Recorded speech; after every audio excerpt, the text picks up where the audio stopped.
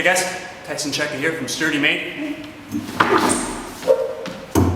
Today I want to talk to you about grab bars.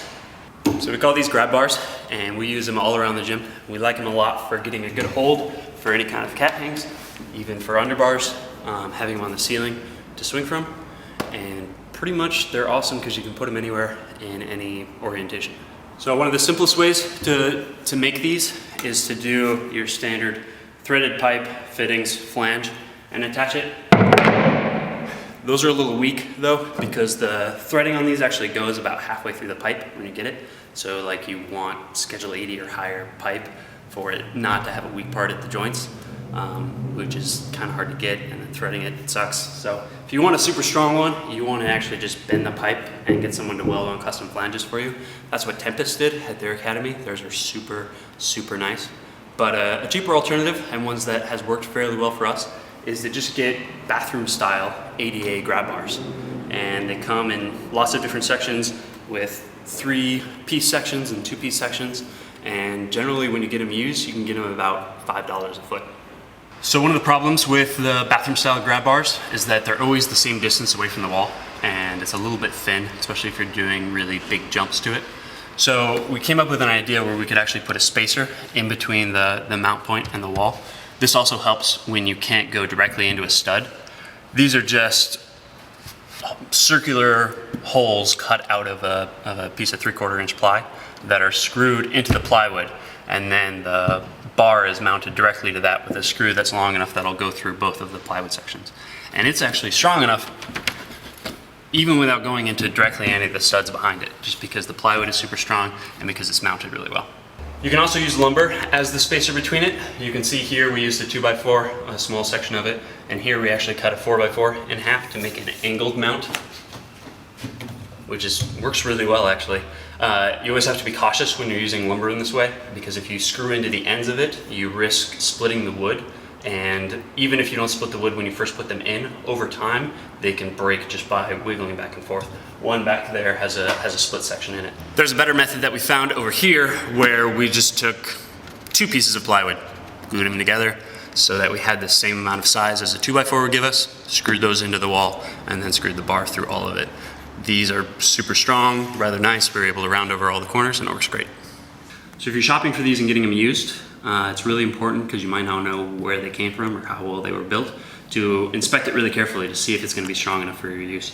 One of the biggest things that you're looking for is that on the bottom there's a nice clean weld bead that goes all the way around, and it's even better if it also has a weld bead along the top that you can see. I got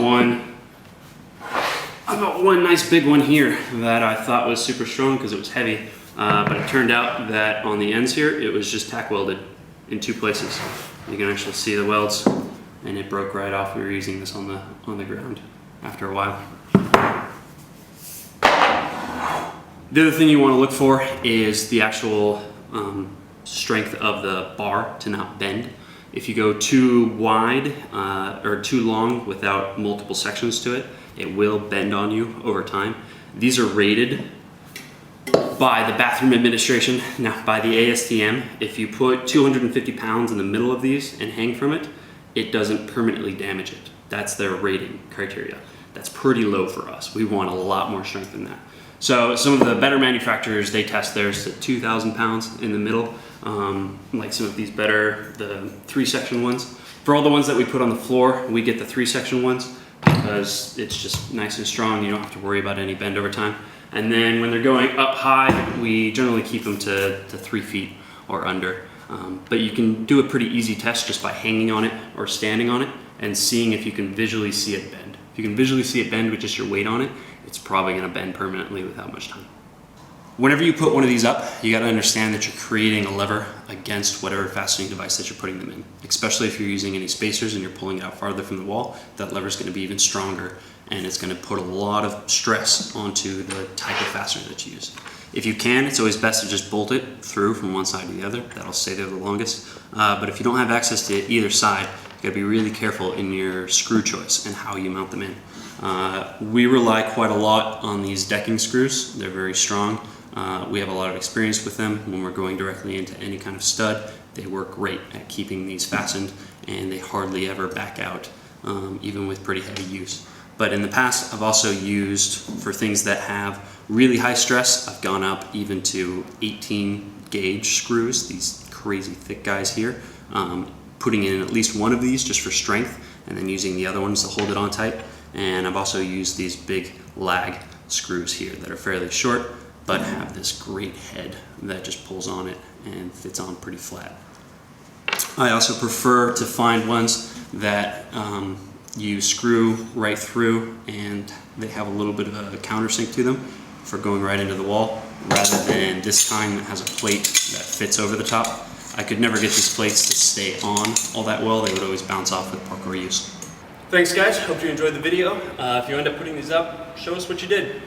You can put up a picture in our Facebook group, and you can also discuss the video. If you want to see more, please subscribe, youtube.com/STURDYmade. Alright, see you then.